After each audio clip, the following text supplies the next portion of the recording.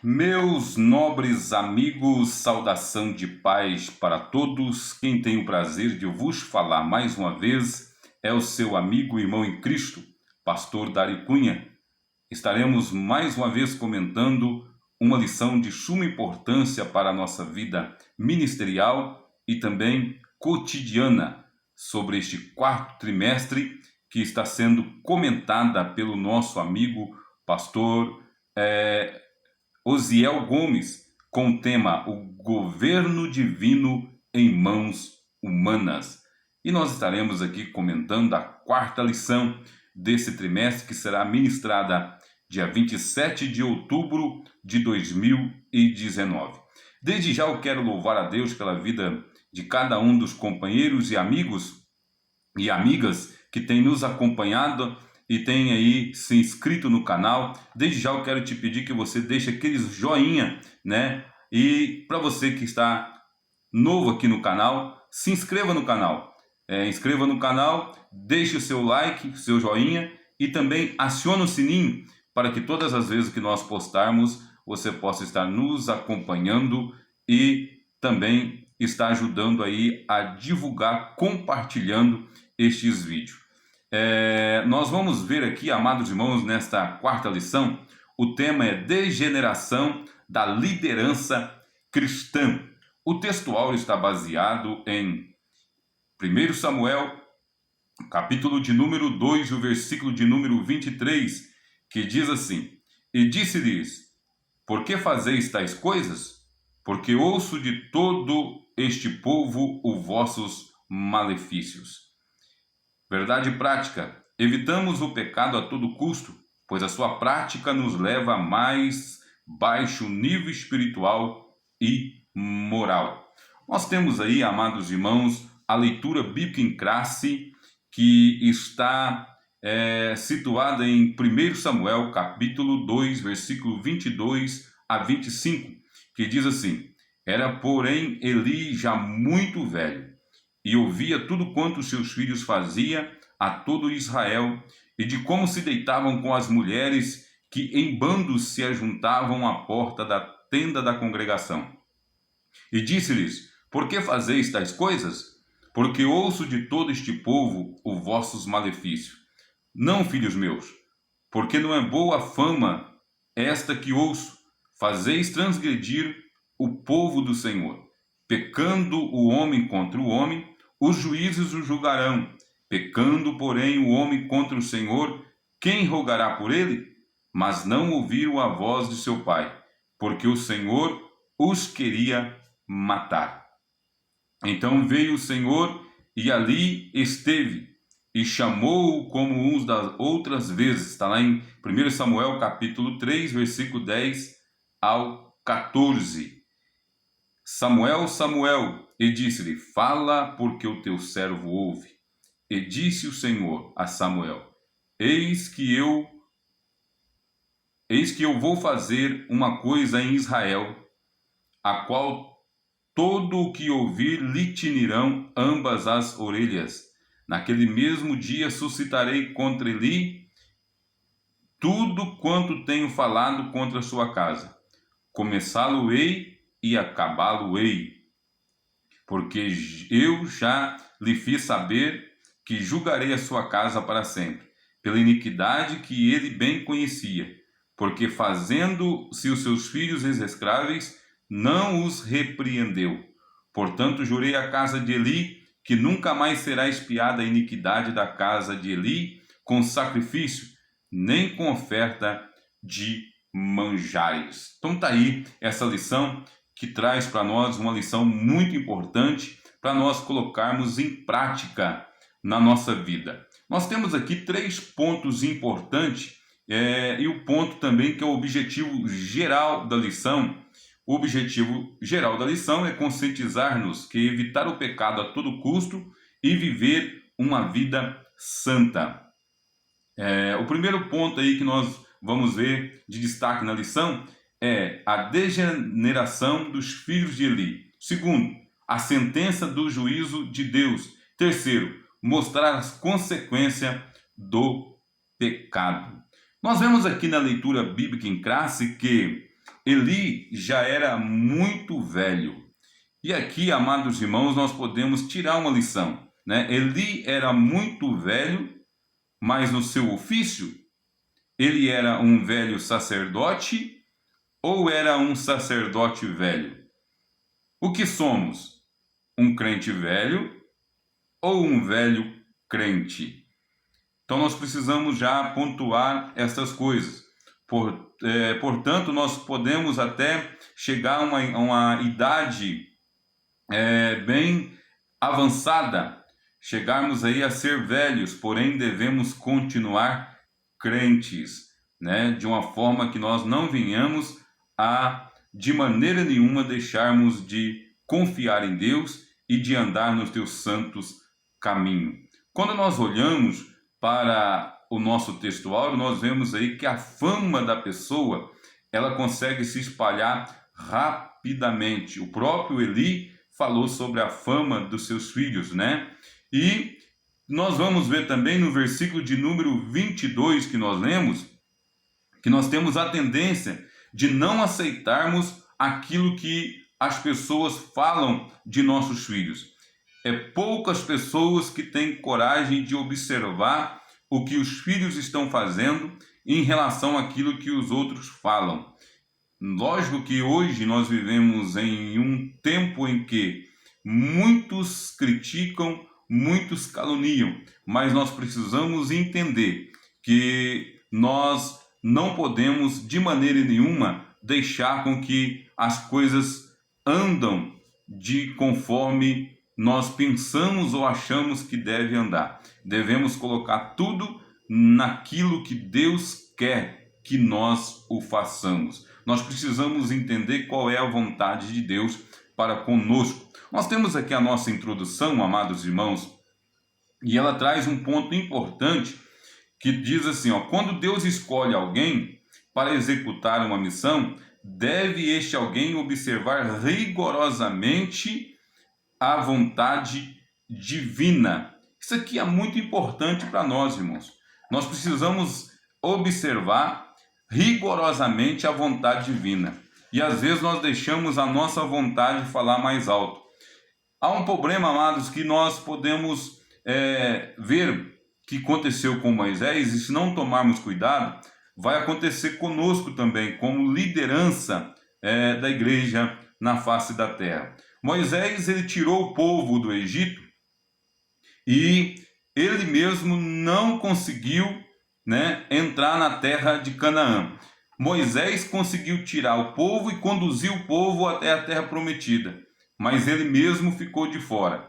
E isso é um perigo que nós também corremos, de pregar a palavra, de ensinar o caminho, mas não conseguirmos adentrar nas mansões celestial. Então nós precisamos atentar para isso. Nós vamos ver aqui, meus amados irmãos, que devemos também ter ciência do nosso chamado, ou seja, por que e para que fomos chamados. Se nós não tivermos essa conotação, para que nós fomos chamados? Por que você é pastor? Por que nós somos pastores? Qual que é o objetivo de nós sermos pastores? Será que nós estamos trilhando no objetivo certo? Será que a nossa visão está coerente concernente ao nosso chamado? Então precisamos entender isso aqui. Os filhos de Eli não entenderam o porquê e o para que foram chamados. Nós vamos ver aqui dentro dessa lição que eles não entenderam. Então nós vamos ver aqui já logo no primeiro tópico, né, que vai falar sobre a degeneração dos filhos de Eli. Aí vem aqui o primeiro ponto. Quando não valorizamos o que Deus nos deu. Isso é um ponto importante. Nós sabermos e termos a consciência daquilo que nós fomos chamados, foi Deus que nos deu. E precisamos valorizar de forma extraordinária. Aí nós vamos ver que um dos maiores erros de Eli foi o de não corrigir os filhos. E este é um dos mais perigosos erros da atualidade. Cobrar dos outros e não fazer a nossa parte. Um dos maiores erros da liderança hoje é cobrar muito dos liderados e não atentar para aquilo que está fazendo. Então nós devemos ver muito bem isso aí. É aquele ditado, né? Nós devemos viver o que prega e pregar o que vive. Então é melhor nós pregarmos o que vivemos para não correr o risco de cobrarmos aquilo que não vivemos. E nós vemos aqui que os filhos de Eli transformaram a casa do pai, o tabernáculo, em lugar de imoralidade. A Bíblia chega a dizer que mulheres faziam fila, amontoavam-se na frente da tenda da congregação para práticas sexuais. Isso, amados irmãos, falando de templo. Imagine agora como era a vida de Ofni e Finéias fora do templo. Se no templo já não tinha mais o temor, se no templo já não tinha mais o respeito, imagina fora do templo. Então nós vamos ver aí que devemos valorizar a nossa chamada e saber por que e para que fomos chamados. Então, amados, nós vamos entender aqui que a Bíblia ela aponta alguns dos erros que os filhos de Eli estavam cometendo, fora as suas manias de comer da gordura daquilo que era oferecido para Deus. Eles estavam metendo o garfo e pegando para eles. Então aqui é de suma importância nós entendermos isto aqui. Então Eli não corrigiu, Eli ficou sabendo. E é interessante, amados irmãos, nós salientarmos que muitas vezes Deus dá oportunidade, Deus nos orienta e devemos atentar para a orientação de Deus. Nós falamos na lição passada que 100% do nosso chamado está na questão de ouvir, porque quando ouvimos, nós temos a certeza que Deus está falando e que temos oportunidade de mudar a história da nossa vida. O segundo ponto vai dizer, fazendo troca. Os filhos de Eli trocaram o Senhor pelos prazeres da vida. E o apóstolo Paulo vai recomendar isso também, falando a 2 Timóteo, né? Segunda carta do apóstolo Paulo ao Timóteo, capítulo 3, e o versículo de número 4, que são mais amigos dos prazeres do mundo do que do próprio Deus. Fazendo uma troca. É um detalhe importante para nós não cairmos neste erro. A liderança tem que tomar muito cuidado para não cair neste erro de trocar. Trocar os prazeres deste mundo pela coisa que Deus lhe confiou. Ou seja, trocar o chamado, trocar a responsabilidade, trocar as bênçãos de Deus por aquilo que é passageiro, por aquilo que é efêmero. E nós vamos ver aqui que o apóstolo Paulo ele vai dizer que a amizade, né, do mundo, capítulo 3 e o versículo 4, ele vai dizer: traidores, obstinados, soberbos, mais amantes dos prazeres do mundo do que de Deus. E aqui, amados, nós vamos ver algo muito interessante, que a amizade com o mundo, com os prazeres do mundo, nos leva a três fatalidades. Três fatalidades nos leva à amizade com os prazeres do mundo. E a Bíblia faz questão de narrar isto, né, em 1 João, primeira carta de João, no capítulo de número 2 e o versículo de número 16, que diz assim, porque tudo que está no mundo, a concupiscência da carne, a concupiscência dos olhos e o orgulho da vida, não é do Pai, mas do mundo. Então nós vamos ver aqui 3 fatalidades que acontecem na vida do homem quando ele ama mais os prazeres do mundo do que a Deus. Primeiro, concupiscência da carne. O que é concupiscência? Desejo desenfreado. Quando a pessoa perde o controle dos desejos carnais. Quando a pessoa perde o controle da sua ambição. Isso, amados irmãos, fala de tudo aquilo que alegra a carne, que dá prazer à carne. Então, isso é uma das fatalidades de quem troca, o seu chamado pelos prazeres deste mundo. O segundo aqui, a segunda fatalidade, vai falar da concupiscência dos olhos. Os olhos é que atrai, os olhos é que faz nós desejarmos. Nós vamos ver que Eva, ao olhar da árvore da vida, a Bíblia faz questão de dizer que ela viu que a árvore era boa para se comer. Ela era vistosa à vista e boa para se comer. Então, um dos maiores problemas do pecado, da degeneração, ela vem através dos olhos. Esta é a segunda fatalidade. A terceira fatalidade, ela vai falar sobre a soberba da vida. A soberba da vida, amados, vai falar do orgulho, vai falar da pessoa que deixa o orgulho falar mais alto. E se nós analisarmos, a queda de Satanás foi justamente o orgulho. E ela agora leva a queda, e Satanás faz com que tanto Adão quanto Eva comete o mesmo erro. Qual que era a proposta de Satanás? Vocês serão igual a Deus, terão sabedoria, terão aí a mesma visão de Deus. Satanás caiu por querer ser maior ou igual a Deus.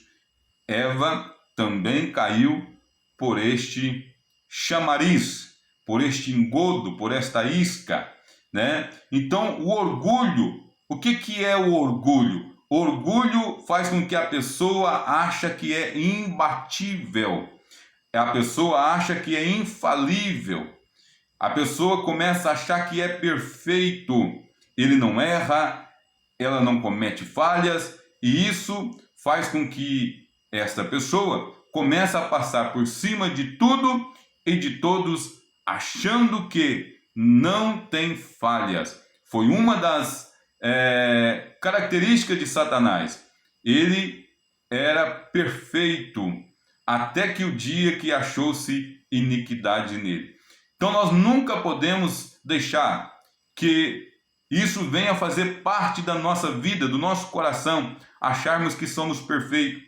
Nós temos que estar sempre na dependência de Deus. Sempre estarmos atentando para aquilo que Deus possa fazer por nós. Então nós vamos ver aí que a fatalidade é essa, soberba da vida, concupiscência da carne. Os filhos de Eli começaram a amar mais os benefícios da sua função do que a própria função. Eles começaram agora a usufruir dos benefícios da função e não arcaram com a função. E isso é um problema que, se a liderança não tomar cuidado, ela vai cair neste mesmo erro, porque ela vai mais se beneficiar dos benefícios da função do que exercer a função. É por isso que lá no começo eu disse que nós temos que entender, ter a ciência para que e por que fomos chamados. Nós vamos entender que nós fomos chamados para valorizar o ser e não o ter. E isso é um problema sério. As pessoas tendem a valorizar o ter e não o ser. E precisamos entender isso. Deus, ele não mede a nossa capacidade pela quantidade de cifras que rende na nossa congregação. Não. Deus, ele mede a nossa capacidade pela quantidade de almas que é salva. Quantidade de dízimos e oferta não soma na somatória de Deus, mas a Bíblia diz que uma alma salva vale mais que o mundo inteiro. Então nós vamos entender que a família de Eli, os filhos de Eli, Ofni e Finéias, começaram a valorizar mais as benéfices que o sacerdócio podia oferecer do que a própria função. Eles usufruíram de tudo aquilo que o sacerdócio podia oferecer, porque ninguém ia levantar contra o sacerdócio, ninguém iria ali levantar contra a família do sacerdote. Por quê? Pelo respeito e pela unção de Deus que havia sobre a vida deles. Mas Deus levantou profeta para falar aonde é que estava o problema. Mas o maior problema foi os filhos de Eli não ouvirem a voz de Deus. Que aí nós vamos entrar aqui no terceiro ponto do primeiro tópico, que é as consequências para quem peca contra Deus. A lição vem dizendo que quem peca contra o homem, quem comete uma falha com o homem, nós temos aí a justiça, os tribunais, os juízes da terra para julgar. Mas quem erra contra Deus, quem irá julgar? Haja visto que todo pecado afeta diretamente a Deus, independente de ser com o próximo ou independente de ser diretamente a Deus. Porque nós vamos ver que Jesus ele resume isso em 2 mandamentos: amar a Deus acima de todas as coisas e o próximo como a ti mesmo. Então, nós temos aí um mandamento na horizontal e um mandamento na vertical. Mas é interessante que quando nós vamos estudar um pouco a palavra de Deus, Deus não aceita nem a nossa oferta quando o relacionamento na horizontal não está alinhado com a vertical. Ou seja, nós precisamos estar em comunhão com o nosso irmão, estarmos afinados realmente dentro daquilo que a Bíblia manda em questão de amar o próximo, para podermos oferecer até a nossa oferta. Então, isso aí é algo importantíssimo para a vida do líder ou da liderança. Nós vamos ver aqui, amados irmãos, que eles começaram a pecar deliberadamente, ou seja, nada que falasse com eles adiantaria. Ou seja, ele já tinha a mente cauterizada, ele já estava daquela situação que o pecado não lhe oferecia risco mais. Eles não sentiam mais o peso do pecado, porque é como a Bíblia diz em Romanos: a partir do momento que nós começamos a pecar deliberadamente, Deus nos entrega as paixões e as concupiscências. E resta a cada um, receber a paga pelo seu próprio ato. Então, o que estava acontecendo com os filhos de Eli, Ofni e Finéias? Eles estavam pecando deliberadamente, ou seja, nada lhes acusavam. Eles achavam que, por eles ser filhos do sumo sacerdote, poderiam fazer o que quisessem, que nada lhes aconteceria. Mas nós vamos ver, amados irmãos, que Deus não tolera esse tipo de coisa.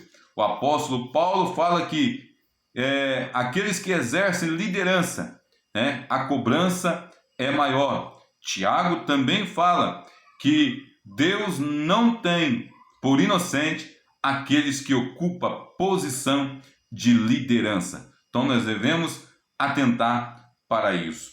O segundo tópico vai falar sobre a sentença de juízo.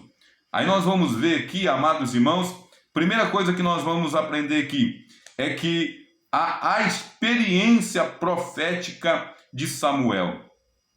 Samuel ouve a voz de Deus em uma época em que a palavra era rara e as visões eram poucas vezes manifestas. Ou seja, já não tinha quase visão. E a palavra era rara. É por isso que a Bíblia diz que a palavra era de muita valia. Hoje nós estamos tendo um congestionamento de palavra. E as pessoas tendem a escolher que tipo de palavra que eu vou ouvir. E nós devemos entender que, como servo de Deus, nós temos que escutar aquilo que Deus quer falar. Ou não podemos, amados irmãos, de maneira nenhuma, escutar aquilo que nós só queremos ouvir. Então nós vamos ver aqui que Samuel, ele ouve a palavra de Deus. É muito importante isso, amados irmãos, nós entendermos que em meio a uma crise espiritual, Deus procura quem pode ouvir a sua palavra.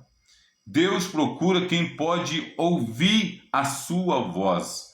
E nós vamos ver que as pessoas tendem a arrepiar quando alguma coisa vem falando ou apontando os erros.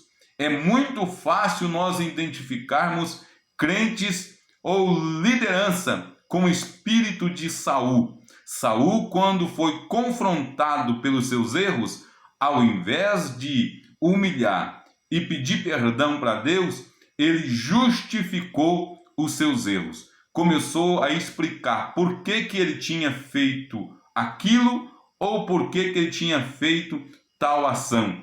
E Deus não quer esse tipo de coisa. Deus, ele quer que nós, amados irmãos, fazemos igual Davi. Foi bom para errar? Seja bom para dizer: Deus, eu errei, eu falhei e agora estou aqui para pedir perdão e começar novamente diante de ti.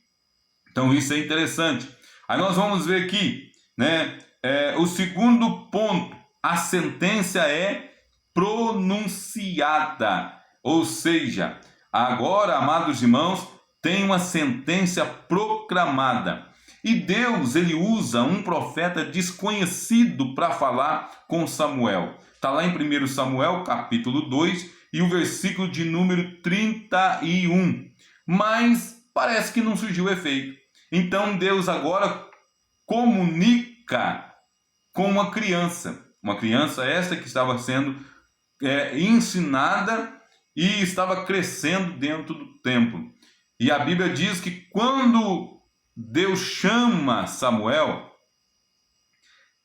ele agora vai até Eli, como nós sabemos da história, por 3 vezes, né? Ele vai até Eli, Eli fala que não estava chamando, depois Eli entende que era Deus falando com ele, e ele agora recebe a mensagem, ou por que não dizer a dura mensagem da parte de Deus, e Eli chega no outro dia, Eli procura Samuel. O que Deus falou com você? Não esconde nada. E o menino falou tudo aquilo que Deus já tinha falado com um profeta desconhecido. Então, amados irmãos, nós vamos ver aí que Deus, ele usa quem ele quer, da maneira que ele quer, do jeito que ele quer. A única coisa que nós precisamos entender é que temos que estar com o ouvido atento sobre o que Deus está falando, por que está falando e como podemos melhorar, para que Deus não venha com a forma de julgamento exterminar, ou por que não dizer, executar a sentença pronunciada ao nosso respeito. Que Deus nos dê sabedoria para entendermos a voz de Deus nos corrigindo. Eu acredito que não tem liderança que não precisa de correção. Eu não acredito que não tenha liderança que não precisa de ouvir a voz de Deus e mudar em algumas questões, porque se tiver uma liderança perfeita, eu não conheço nenhum a não ser o nosso Senhor e Salvador Jesus Cristo. Então nós podemos ver que, para facilitar, para podermos continuarmos com o nosso chamado, devemos ser humildes o bastante para entender o chamado de Deus. Agora nós vamos ver aqui, amados irmãos, o terceiro ponto do segundo tópico, a desgraça da família de Eli. Isso aqui é importante demais. Temos aqui uma tragédia muito grande, uma sequência de tragédia. Nós vamos ver que a arca foi tomada, aí temos aí a morte de Ofni e Finéias, temos também aí a morte de Eli, e depois, tragicamente, a nora de Eli morre e dá à luz a Icabode, que significa foi-se a glória de Deus. E por último, nós temos aí também Abiatar. Esse, amados irmãos, Abiatar, ele era o 11º sacerdote da linhagem arâmica. Foi um dos sobreviventes do massacre sacerdotal realizado por Saul. Mas, infelizmente, no decorrer da história, ele veio apoiar uma conspiração de Adonias na intenção de ser rei em Israel. Com isso, ele veio a ser postergado por Salomão, ou seja, ele foi rejeitado por Salomão. Por quê? Ele entrou na questão que não podia entrar. Adonias foi o 4º filho de Davi e, pós a morte do pai, ele entrou pelo caminho do seu irmão Absalão, querendo usurpar do trono, desfazendo a vontade de seu pai Davi e também de Deus, que Deus já tinha determinado na sua visão que Salomão seria o rei que iria assumir o lugar de Davi. Então, amados irmãos, nós vamos vendo aí que isso fez com que agora a descendência, de Eli sobrou só Abiatar e Zadok.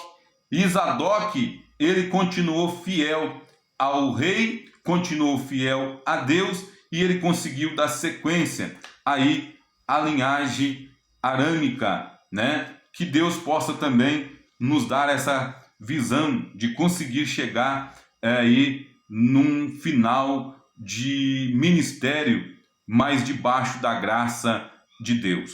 As consequências do pecado, o terceiro tópico aí, o preço do pecado.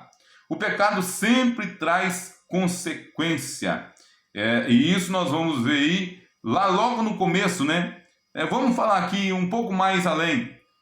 Satanás foi expulso do céu por causa do quê? Da queda, do pecado, Nós vamos ver aí que Adão e Eva foi expulso do paraíso e, consequentemente, além da expulsão, trouxe morte física e espiritual para a humanidade.